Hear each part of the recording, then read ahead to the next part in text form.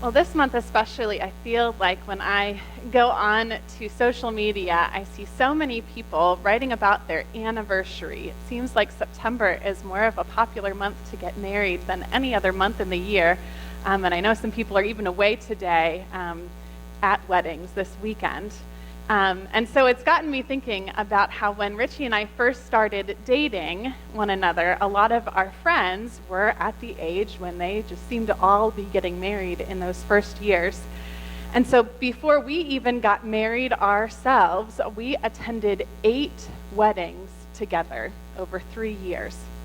But since we've been married, that number has moved up to 19 weddings in 6 years together. And that doesn't even include our own, and only 2 of those weddings were ones that I officiated. Now, each of those weddings has been so unique. Some were inside and some were outside. Most of them were Christian weddings, but there were some ceremonies that were officiated by friends of the bride and groom. Some weddings read scripture, some read fancy poetry. Some were very short and sweet, and others seemed to last a pretty long time.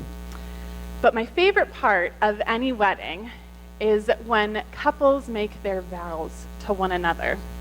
It can sometimes be a very emotional part of the ceremony, but I think it also carries a lot of hope. Some couples chose to write their own vows in the weddings that we saw, but in most ceremonies, we heard those traditional vows that many of us know. When the couple commits to each other, for better, for worse, for richer, for poorer, in sickness and in health, until we are parted by death. We make those vows in marriage, but we also make those vows in other kinds of relationships. We make vows to our friends, or to our jobs, to our families, or to our church. And some of these promises are pretty easy to keep, especially when life is going well, but other times it can be very difficult.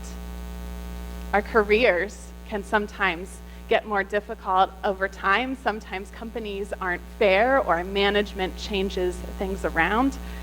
What we thought would once be a rewarding career is no longer rewarding. Sometimes churches also change, leadership changes, or new visions come out, and when we once thought that we were so comfortable being on board and being a part of is no longer okay with us. Even spoken and unspoken promises in friendships and in family and in marriage relationships can change. Where we once felt belonging, we may feel disconnected. If you know about making promises, then you also know about loss. I would even venture to say that you may know as much about promises being kept as you do about promises being broken. Golden anniversaries are such a milestone in a marriage because they hardly ever last that long. Even friendships have trouble lasting 50 years. There's betrayal and hurt and pain and bitterness and loss that's all around us. And it's far too familiar in our own experiences. Well, over the past few weeks, if you've been with us, then you know that we've been reading about God's family in Genesis and the story of Abraham and Sarah. We've discovered that their story looks a whole lot like our story. It's messy and it's filled with promises being kept and promises also being broken. And it's filled with faith and hope, but it's also filled with doubt and hopelessness. And so for those of you who have been with us along this journey, you have started to maybe see Abraham and Sarah like family as we've gotten to know them and their story a little more. And if that is the case, then today we may be able to visualize what Abraham is going through in the second story that we read. Sarah dies at 127 years old, and we're told that Abraham weeps over her in mourning. And perhaps as he's mourning, I can picture a slideshow going through his mind of all of their memories together, traveling from place to place, following God's call on their lives, settling in a new land where they were strangers and holding on to some kind of promise that God would give them children in their very old age. Perhaps he's imagining the ways that they were in awe when God told them how many their descendants would be, or perhaps he's thinking about the ways that they laughed when 3 strangers came to visit them and told them that a year from now Sarah would have a son, or how they laughed a year later when Isaac came into their lives. Now, their marriage was far from perfect. And so, reflecting on his life with Sarah, maybe Abraham also thought about the stress that went along with their moves. I know all about stress that happens with moves. Maybe he thought about the ways that infertility affected their relationship. Or maybe he thought about the complications that they had between family members and others that were with them on the road.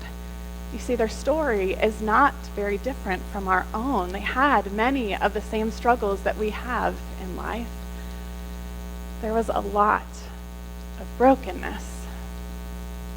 And that's one of the reasons why we wanted to read the scripture about Ishmael's conception. Now, in the story of Abraham and Sarah, the part about Sarah giving her servant Hagar to Abraham isn't really mentioned very often when we tell the story. It's not a scripture in the lectionary preaching plan that a lot of mainline churches follow. So it might be one of those taboo stories, the hidden secrets of your family that you don't share with company. It's something that maybe we just want to sweep under the rug and not talk about. But it's an important part of our story. Because after God had promised Abram and Sarai, if you remember, that's what their names were before God changed them, before God promised that they would have a child, after God had promised that they would have a child, after they had established this covenant with one another, Sarai and Abram started to have some doubts about how that was going to happen. And so Sarai decided to give Abram her Egyptian slave girl, Hagar, as one of his wives, hoping that Hagar would conceive a son for Abram. Now, in our 21st century world, we read this and we think, oh, no, she didn't. How can Sarai do that? That's so wrong and awful. But believe it or not, this was not uncommon in the ancient Near East. There were 2 things that weren't uncommon. It wasn't uncommon for Egyptians who lived outside of their own culture to become servants for their own survival. That's who Hagar was. And it also wasn't uncommon for an infertile wife to provide her husband with a maidservant so that she might give him an heir. And if that does happen, then the principal wife, which would be Sarai, could have legal rights to the child or children of her servant. And it's hard for us to think of in that way. It's not something that's okay today, but it was totally normal. The messy part of all this is that after Hagar conceived, she may not have been the most respectful to Sarai, and barrenness back then was so shameful, and pregnancy was so highly regarded that it put Sarai over the top. And so she blamed Abram for all of this, and then Abram gave her permission to deal with Hagar however she wanted, and so Sarai then oppressed Hagar to the point of Hagar running away. Now the story does continue from there, and I encourage you to go home and read Genesis 16 to find out the ending. But just think about how much strain that put on their relationship, on their marriage. Some of us here know that kind of strain. We know what it feels like for vows to be broken. We know what it feels like when we mess up or when others mess up and our relationships fall apart as a result. We know what it feels like when things just happen for no reason or fault of anyone, but it spins lives out of control. Just because we make a vow on our wedding day, or through our actions towards our friends or our families and the ones that we love, And especially just because we make a vow when we join our church family, just because we make a vow, doesn't exempt us from brokenness. Vows don't exempt us from brokenness. People are always going to let you down. They're always going to mess up. You can count on it. And all of that brokenness, it can lead to heartache and divorce and despair and hopelessness and tension and depression. The list goes on and on and on. But when we let it, our brokenness can also lead us closer to God. Often it can go in the other way. Oftentimes when we're hurt, we want to turn our back on God and we want to walk in the very opposite direction. Sometimes our brokenness even keeps us from opening up or from trusting anyone. Because just like vows don't exempt us from brokenness, love doesn't exempt us from loss either.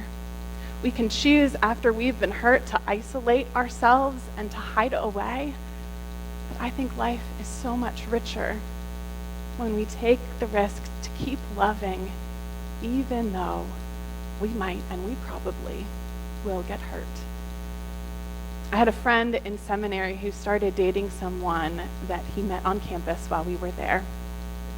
And he had fallen really hard for this woman. He thought that he would marry her even, and so his heart was broken when their relationship ended.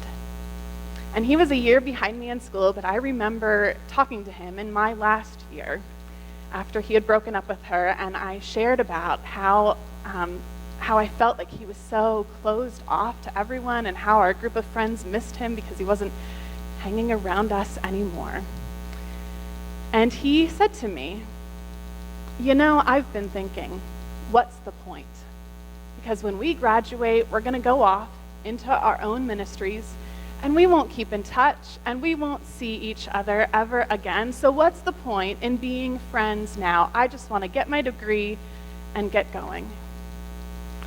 Now, it sounds maybe a bit silly, but also sad. And I'm happy that he didn't stay in that funk that he was in, but he reminded me that we take a chance every time we become close to someone. It may not last long, and it may end in hurt, but I think that loving is always worth the risk. Abraham and Sarah took all kinds of risks in their lives. And now, at the end of Sarah's life, this chapter written about her death in Genesis 23 may seem sort of out of place. In Genesis 22, the chapter before it, God's promise is fulfilled through Isaac. And then in Genesis 24, after this chapter, Isaac meets and marries Rebekah. And so Genesis 23 just sort of seems out of place. It only talks about Sarah's burial. So what's really the point of it being there? But I think it demonstrates to us the ways that we honor one another as members of the family of God. Sarah had died in the land of the Hittites, and Abraham told them that he wanted to buy a burial plot for her. But they told Abraham, as an outsider in that place, how he is a prince to them and how they just wanted to give him whatever space he wanted to bury Sarah. And so after deliberation back and forth, no, I want to buy it. No, we want those we love. I rarely find inspiration on social media, but I saw this quote posted this week, and it struck me by how powerful it was and how much it connected to what I was studying to prepare this sermon today. And so I saved it to share it with all of you. I don't know who this is from, but it says, "Your ministry is found where you've been broken. Your testimony is found where you've been restored. Your ministry is found where you've been broken, and your testimony is found where you've been restored." All of us here have a story of brokenness. You may be sitting in brokenness right now. You may be recovering from brokenness, or you may be healed right now. But in our brokenness, we have a choice. We can let it knock us down. We can let it drive us away. We can isolate ourselves from ever loving anyone ever again. Or we can let God redeem it. We can let God use it, and then we can allow our testimony to change the lives of others. Pastor and author Jacob Armstrong tells about a time when he ran away from God at the age of 17. He said that he had stopped going to church, and even when people reached out to him with a note, he would just throw it across the room, thinking that they had crossed some crazy boundary and how dare they care about me and say these things. But one day, Jacob's youth pastor came to Jacob's house when he was away, and he left him a note with a quote from a Bob Dylan song that says, "He not busy being born is busy dying."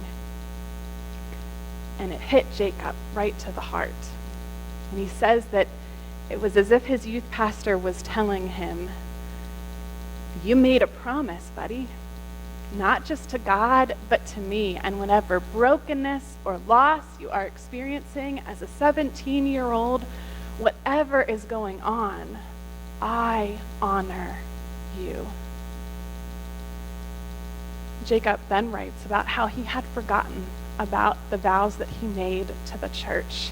He forgot that when he was confirmed in the church, he made a promise to serve Jesus with the church that God had opened up to all people, and that included him. And the church made a vow too. They made a vow to support him and to serve alongside him. And so all those notes that he received from people at church were just keeping up their end of the vow. They were making sure that he knew that they loved him still and they supported him still and they missed him. And that day, Jacob renewed his vows.